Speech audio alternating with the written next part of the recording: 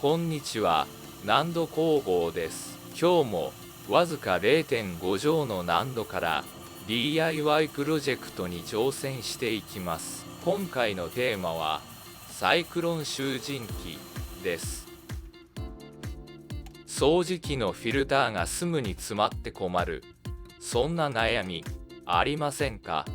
難度工房では取り回しの良さを考えて小型掃除機を使っているのですが、木くずがすぐに詰まってしまい不便なんです。広いスペースがあればペール缶と DIY 用のサイクロン集塵機で簡単に解決できるのですが、ここは 0.5 乗の難度、スペース的に厳しい。そこで今回はこの小さな空間でも使えるコンパクトなサイクロン集塵機を DIY することにしました。まずはサイクロン集塵機の仕組みについて簡単に説明します。サイクロン集塵機は遠心力を利用してゴミと空気を分離する装置です。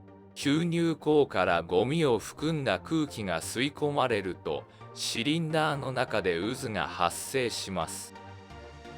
渦は吸い込まれた空気によって押し出され、壁面に沿ってゴミ排出口の方向へ進んでいきます。ゴミ排出口はシリンダーより細くなっており、これによって遠心力が強まり、ゴミが効率よく分離されます。空気は中心から排出口に向かって吸い出されます。このようにしてゴミと空気を効果的に分離しているのです。仕組みが分かったところで小型掃除機に合わせて設計してみます。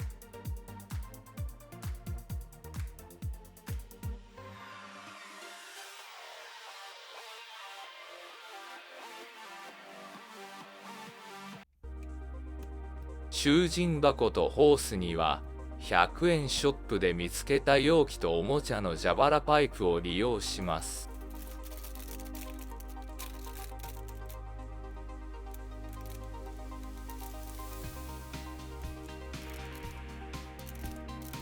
3D プリンタでパーツを作成しました。こちらを掃除機に接続し試運転してみましょう。作成したパーツにホースと容器、掃除機を接続します。実際に木くずを吸ってみましょう。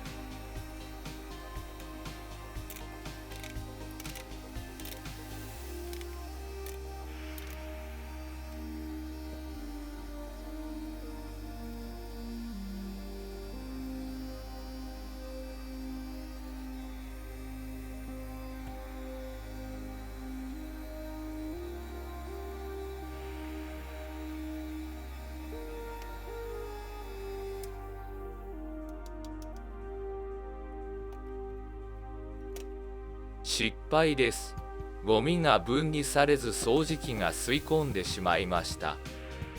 吸入口と排出口が近く、吸引力が足りなかったため、ゴミが渦を巻く前に吸われてしまったと思われます。というわけで、小型掃除機からスティック型掃除機にパワーアップしました。こちらの掃除機に合わせて再設計していきます。シリンダーを太くし、空気の排出口とゴミ排出口までの距離を長くします。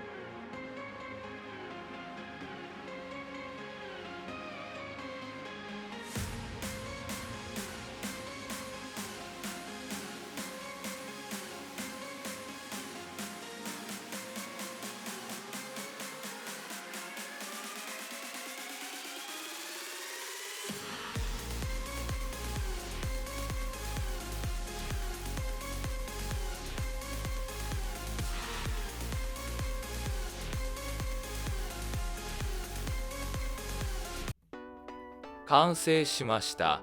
ボトルを大きいものに変更します。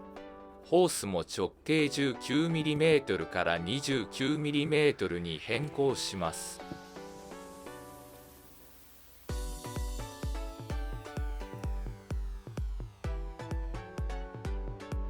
サイクロン集塵機、ボトル、ホース、掃除機を接続します。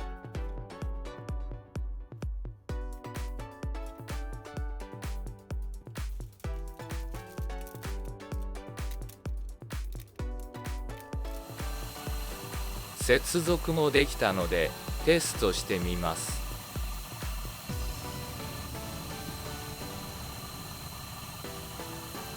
塵がしっかりと渦を巻いてボトルに溜まっています。